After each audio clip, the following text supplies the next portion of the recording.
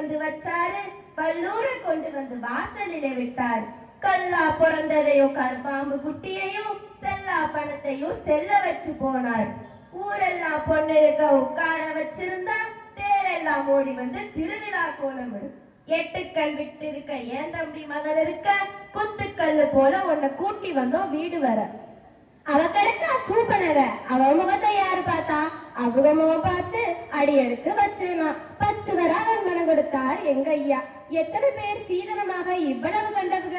ராமாயணத்திலும் ராமனுக்கு சீதா வந்த சீதனமாக இவ்வளவு சேர்த்து வச்சா கொண்டு வந்தா கப்பல்ல ஏத்தி வச்சா கப்பலே முழுகிடும்.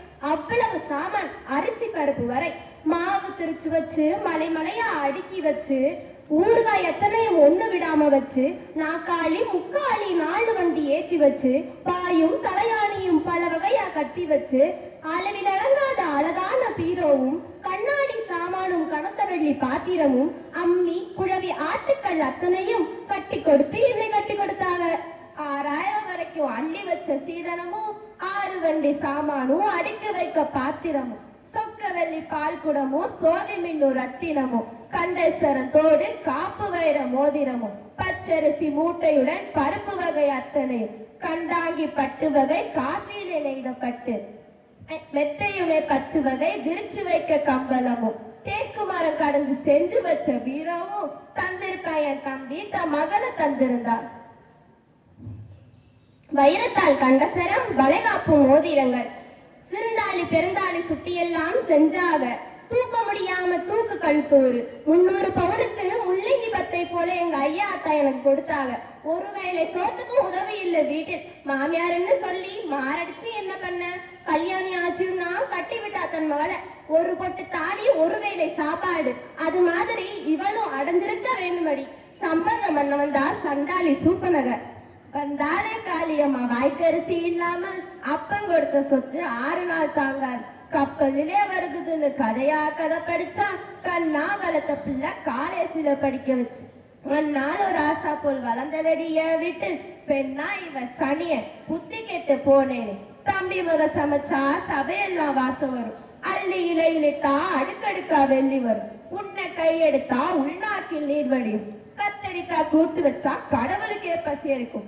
வெண்டைக்காய் பச்சடியும் வெள்ளரிக்காய் தக்காளி கிண்டி விட்ட கீரைக்கு கீழே இறங்கும் தெய்வம் எல்லாம். அப்படிக்கு சமைப்பாலே அள்ளி அள்ளி வைப்பாலே. அடுப்படிக்கு நான் போக அவசியமே இல்லாம உட்கார்ந்த பாய் வரைக்கும் ஓடி வந்து வைப்பாலே. இவளும் சமைச்சாலே எல்லாம் தலையெழுத்து. வேற வைக்க நாதி இல்ல, வீடு இல்ல, வாசல் இல்ல.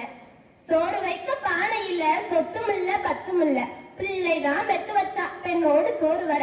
தலைகாணி மந்திரமா சங்கதிய ஏழுகடி. பெண்டாட்டி சொல் கேட்ட புத்தியில்லா ஆம்பளையா. வீட்டுக்கு மருமகளா விளக்கேத்த வந்தவள சக்காலத்தி போல நினைச்சு சதறாடுகின்றாளே. எங்களுக்கும் அண்ணன் தம்பி 7 பேர் இருக்காங்க. அவங்களுக்கு பெண்ணாட்டி அணியணியா வந்தாங்க. எங்க ஆத்தா எடுத்தறிஞ்சு ஒரு வார்த்தை பேசினதில்லை. என்னை போல எண்ணி நடந்தாங்க. சனிய முடிச்சவன் என் தலையில வந்து உட்கார்ந்தா. மாமியார்காரினா மனசு இருக்கும் கூடாதா? சாமியாராக தன் மகனை விட்டிருந்தா நாம ஏன் இங்க வந்து நாத்தஞ்சோறு போனோம்? முருங்கையில கீரை முளையா முளைச்சதடி. விடிஞ்சா எந்திரிச்சா வேறு காயில்லையடி. குப்பையில கீரை கொத்தாய் கிடைச்சதடி. அப்பா இதை எடுத்து அகப்பையில கிண்டி விட்டு சப்பாத்தி கல்லிய போல் கையலிலை போட்டு வச்சாலே. சாமி இந்த வலு சார தந்தானே. வந்த நாள் தொட்டி என் மகனை பிரிச்சு வச்சா. எந்த நாள் பாவமோ இப்ப வந்து சுத்துதடி. தலகாணி மந்திரத்தால் தாயை மறக்க வச்சா. கொலகாரி வந்து எங்க குடும்பம் பிரிச்சு வச்சா. மலையரசி காளி எங்க மாரியம்மா கேட்கணும். ராசா கிளி போல நல்ல பிள்ளை பெத்தெடுத்த தேசா கிளியாச்சு பெண்டாட்டி நினைவாச்சு. அவங்களுக்கு நான் சொல்லி அழுப்பா அழுத்து விட்டேன். செவிடா இருக்காக சேரி சொல்ல எண்ணம் இல்ல. பட்டதெல்லாம் போதும் பகவானே. இங்க வந்து சட்டியில போட்டு தாளிச்சு கொட்டி விட்டா. வட்டியிலே போட்டு ஒரு வாய் சோறு வைக்கையிலே கொற்ற கொட்டு தேல் கூட கொட்டாது. அவளுக்கு அழுவேனா அன்னாட பிள்ளை கொண்ட சீக்கு கழுவேனா? தினமும் கவலையடி. கோட்டையூர் அம்மன் தான் கூலி கொடுக்கணும். பொன்னரசி மலையரசி புத்தி புகட்டணும். எங்க சுரங்கண்டே? கடவுளுக்கு கண்ணிருந்தா காட்டுவான் கண்ணதிரே. வத்து வச்ச மிளகாயும் வத்த குழம்பும் பாத்தியம் போல் சாப்பிடத்தான் பாதிவ வீடு வந்தேன். ஊச பணியாரமா ஊச வர உளுந்ததடி. பாருடான்னு சொன்னா பார்க்காம போராண்டி.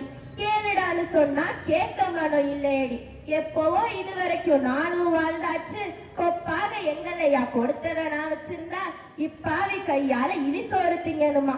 ஆத்தா கொடுத்தாரே 6 தலைமுறைக்கு, ஐயா கொடுத்தாரே 500 பொன் வரைக்கு, பூமி கொடுத்தாரே போட்டாக்கா பொன் விளைய, சாமி தந்தத போல் தாய் தகப்ப தந்ததெல்லாம் இப்பாவி மகன் வாழ பகுந்து கொடுத்தேனே. நீட்டி படுக்கும் வர நிம்மதியா வாழ்ந்தேனே. ஊட்டி வளர்த்த பிள்ளை ஒரு வார்த்தை கேட்டானா? எல்லாம் முடிச்சதடி, எம வந்தால் போதுமடி. தம்பி மகளை எண்ணி தாளமில்ல கொட்டுறா. நம்பி அவளும் வந்தா நாயா போயிருப்பா. கும்பி கருகி குடல் கருகி நின்றுருப்பா. வெம்பி வெதும்பி விளக்குமாறாயிருப்பா. தம்பி மகளா தம்பி மகள் தெரியாதா?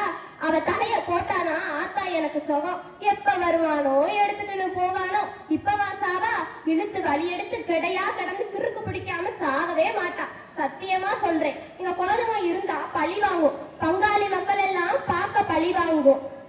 பார்க்கத்தான் போறேன்டி பார்க்கத்தான் போறேன்னா இருக்கிற தெய்வம் எல்லாம் எனக்காக கேட்கணும். அவ கிடக்க சூப்பனக, அவ முகத்தை யாரு பார்த்தா? பல்லாக்கு தூக்கி பரிவாரம் தூக்கி வந்து பச்சை மர வெட்டி பட்ட விறகடுக்கி வச்ச பின்னே மீண்டும் வாழ வர போறேனா? நான் கொல்லி வச்சு தலைமாட்டு குடமடைக்க வந்த பிள்ளை பள்ளி வர என்ன வச்சு காத்தானா? தேவி விசாலாட்சி தென் மதுரை மீனாட்சி, காவலுக்கு நீதான் கடைசி வர வேணுமடி. ஒரு மகளை பெத்தே நான் உதவிக்கு வேணும்னு மருமகளை நம்பி நின்று மகராசி பேயண்ணா. நல்லா தான் சொன்னாரு நாராயண செட்டி. நன்றி.